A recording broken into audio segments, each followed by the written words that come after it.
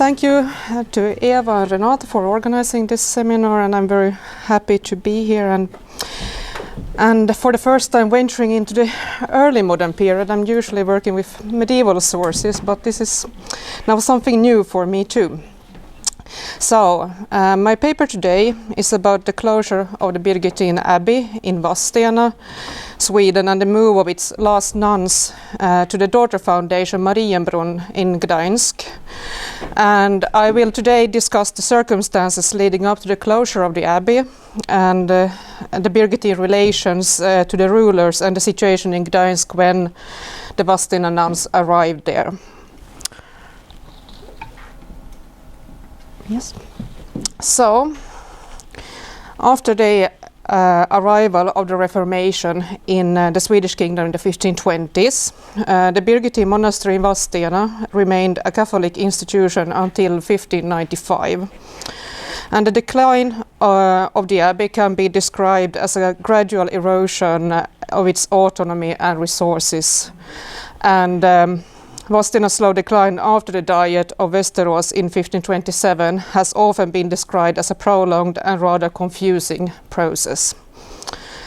The abbey was among the younger monastic foundations in Sweden and had existed for roughly 200 years when it closed. And Vadstena was founded in the middle of the 14th century by the Swedish mystic and saint Birgitta Birgersdotter, with the aid of the royal couple King Magnus Eriksson and Queen Blanche. And the monastery was the first of the Birgittine order, and it spread the order then after the foundation of Vadstena. It spread rapidly across Europe in the 15th century. And the first Birgittine foundation outside the Swedish kingdom was actually Marienbrunn in Gdańsk. And this monastery was founded already in 1398. And it was also here the Vadstena nuns were evacuated in spring 1596. So, Vadstena developed into an important and political cultural center in Scandinavia, and it remained the center of the Birgittine order, which had almost 30 monasteries at the end of the 15th century. So, considering that the first monastery was established in 1346, so by the year 1500 there were 30 new monasteries in Sweden and Poland and Germany and so on, and also in Italy. And particular for the Birgittines was that the monasteries housed both a female and a male convent, where the female leadership of the abbesses was firmly regulated in the Birgittine monastic rule. And Vadstena Abbey received broad support from the nobility, which probably also is a contributing factor to its slow decline in the 16th century. And the final closure of the abbey did not occur until the year 1595. So by then the only nuns remained as the convent of the brothers was closed already in the 1560s. And as noted in previous research, the dissolution of male monasteries and convents was generally quicker in Sweden, as monks or brethren could pursue careers as priests or teachers outside the monasteries and thus support themselves more easily. And in contrast, nuns who were often elderly or bound by the vows of celibacy may have been less willing or able to leave their monastery or marry to seek other means of livelihood outside the monastic community. So the closure of Vadstena then finally came in 1596, when a diet held in Söderköping in the summer had decided that Vadstena Abbey should be closed. It lasted though until December before the final closure of the Birgittine monastery came in effect that year. And these events have been described by the Catholic historian Johannes Messenius, who describes them in his chronicle Scondia Illustrata, which was published in 1702. And here he describes how Duke Charles, the brother of John III and uncle of King Sigismund, proceeded to Vadstena after the Diet of Söderköping, And in Vadstena he was about to attend the funeral of his brother Magnus, who had resided at Vadstena Castle. And this funeral took place in November in 1595. So after the funeral in Vadstena's church, Duke Charles and his entourage put pressure on the nuns to accept the Lutheran faith, which they declined. And after this, Messenius describes how the church ornaments were looted, but the silver reliquaries of Saint Birgitta and her daughter Saint Catherine and also Saint Ingrid of Skänninge remained intact in the monastery. And part of the monastery's library and archive was also destroyed. On 30th of December, the nuns were led out to the monastery. 8 of the 11 remaining nuns were left for the town of Söderköping, from where they were intended to sail to the Birgittines in Gdańsk in the beginning of spring. And after the Vadstena nuns moved to Gdańsk, they were occasionally mentioned in the sources from their new hometown. So, for example, in 1602, a visitation protocol included in the annals of the Cistercian monastery Oliva, which is located near Gdańsk, mentions that among the nuns living in Marienbrunn were also 8 good virgins banished from Sweden. And thus it seems that all the 8 nuns that had been evacuated all had survived the journey by sea from Vadstena in spring 1596 and 6 years later lived in Marienbrunn. So, the closure and the migration of the Vadstena nuns must be understood against the backdrop of the introduction of Lutheran ideas in Sweden from the 1520s onwards and attempts of recatholicization of Sweden in the latter half of the centuries. One of the last abbesses was Katarina Benedicti, and she is known to have had a good relation to the royal couple, King John III and Queen Catherine. And King John showed a great interest towards Vadstena and confirmed and renewed its land grants and made several donations to support the monastery economically. He also let renovations be made of the convent buildings. And the couple visited the abbey on several occasions, and their relations to the abbess Katarina Benedicti is described as good in the sources. And the favors of the royal couple towards the Birgittine thus resembles the favors of the medieval predecessors. In a way, they thus maintains a centuries-long tradition where the rulers of Sweden visited the Birgittines in Vadstena and gave donations to support the monastery. So here we also have a story of continuation across the Reformation period from the Middle Ages. However, although the king showed Vadstena appreciation, his relationships to the Birgittines must yet be described as complex due to his ambivalence towards Catholicism. And he sought certain dispensations from the Pope, as we already heard about in the previous discussion, and such dispensations were, for example, the communion under both kinds, which were not granted. And this monastic and King John's monastic restoration policy, known as the Nova Ordinantia, he declared that clergymen and others, both men and women, could withdraw from the world into monasteries to live a life in prayer and godliness, but it was forbidden to take monastic vows. Thus this has been considered as an expression of the middle way between Lutheranism and Catholicism that the king tried to introduce in Sweden. But during the reign of King John III and Queen Catherine, new nuns were also accepted into both Vadstena and the kingdom's other Birgittine monastery, Nordendal, which was located outside Turku. So this was also a period of new flourishment for the Birgittine abbeys. And Vadstena accepted during this time 10 new nuns from the 1560s onwards. And some of these nuns were among those who later left for Gdańsk. And when the son of of King John III and Queen Catherine, Sigismund, came to power in Sweden in 1592, he continued to favor the Birgittines in Vadstena and renewed the land grants of his father. And his wife, Queen Anna, donated inventories to the Birgittine church and even sent a young woman to the Birgittines to become a nun. And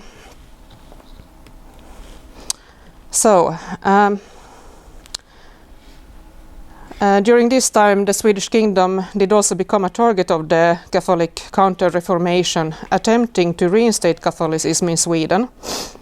And this mission particularly increased after Duke John married Princess Catherine Jagiellon in 1569.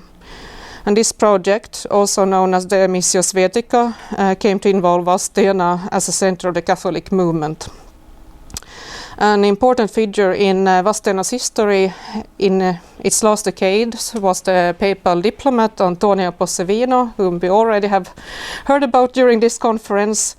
And he visited Sweden on 2 occasions, the first time in 1577 to 1578, and the second time in 1579 to 1580. And during his first stay in Sweden, he did not visit Vadstena, but he held contacts by letter and sent delegates there with the abbess Caterina Benedicti.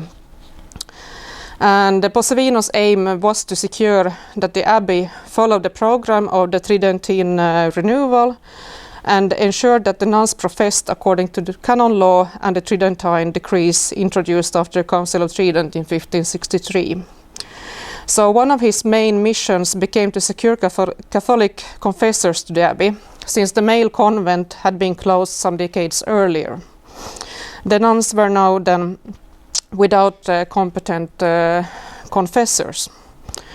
Together with the abbess, he tried to secure that the Swedish youths could receive their priest education abroad. And after Possevino's first visit to Sweden, he procured that Jesuit priests visited Vadstena to care for the pastoral needs of the nuns.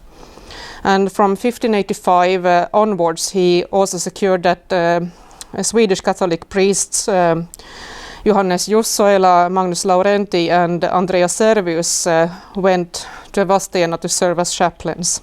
And these 3 had all studied at Jesuit seminaries to secure the spiritual, and they went to Vadstena to secure spiritual guidance of the nuns. And when Possevino left Vadstena in 1580, he set out for Gdańsk. And one of his companions during this visit in Sweden was a Jesuit called Nicolaus Milonius. And he followed him to Gdańsk, and there Milonius was tasked by Possevino to reform Marienbrunn according to the same model they had implemented in Vadstena. So there were also connections between the monasteries before the Vadstena nuns moved to Marienbrunn. And Marienbrunn's history in the 16th and early 17th centuries was marked by conflicts between political and religious fractions, as well as inner struggles of the monastery. And these inner conflicts often revolved around the attempt to maintain a Birgittine identity amidst the pressures of the Reformation and the Counter-Reformation. And the crisis began in 1525 when the city turned to Lutheranism. However, even if the monastery diminished during this time, it nonetheless survived with an abbess and a few nuns.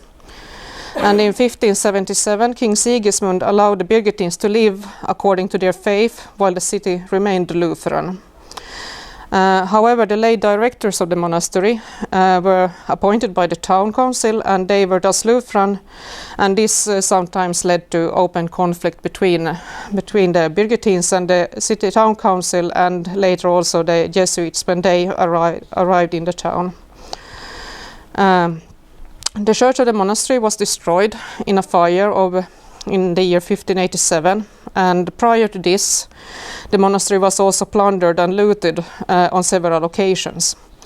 And the difficult situation in the monastery was evidently known to Queen Catherine Jagiellon, who already in 1580 sent a gift of 100 thaler to the monastery with Antonio Posevino when he left for Marienbrunn or Gdańsk in 1580. And this money donated by the Queen was used to rebuild the monastery.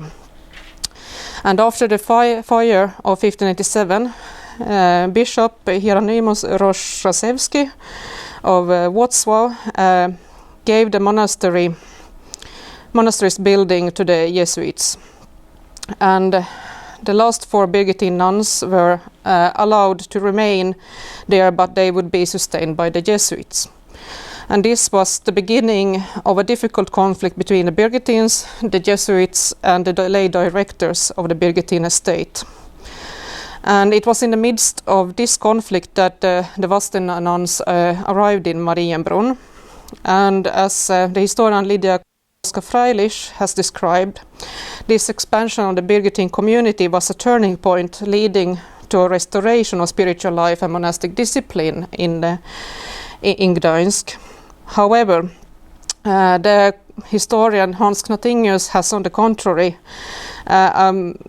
presented a more pessimistic views towards the role of the Swedish nuns in their new monastery, where, according to his observations, they kept quite a passive and neutral position in the ongoing conflicts of the monastery.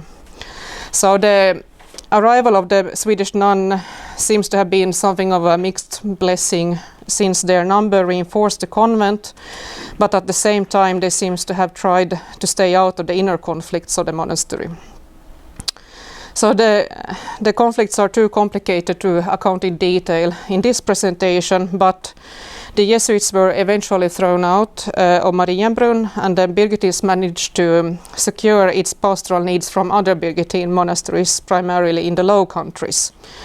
And the monastery continued to receive protection from the Polish kings, and also experienced a new prosperous period in the 17th and 18th centuries. And the monastery existed until 1885, when the last nun passed away. So, why did the Vadstena nuns decide to leave for the Birgittines in Gdańsk and not for any other of the monasteries of the order?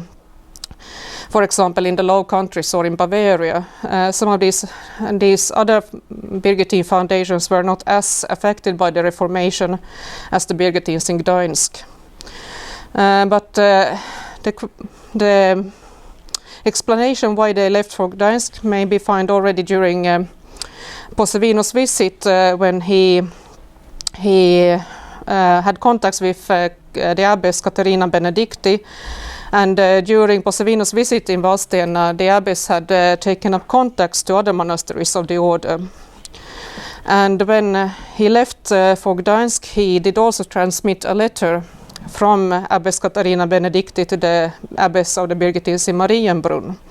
So maybe these renewed contacts between the two monasteries is one explanation why the Vadstena nuns set out for Gdańsk in 1595.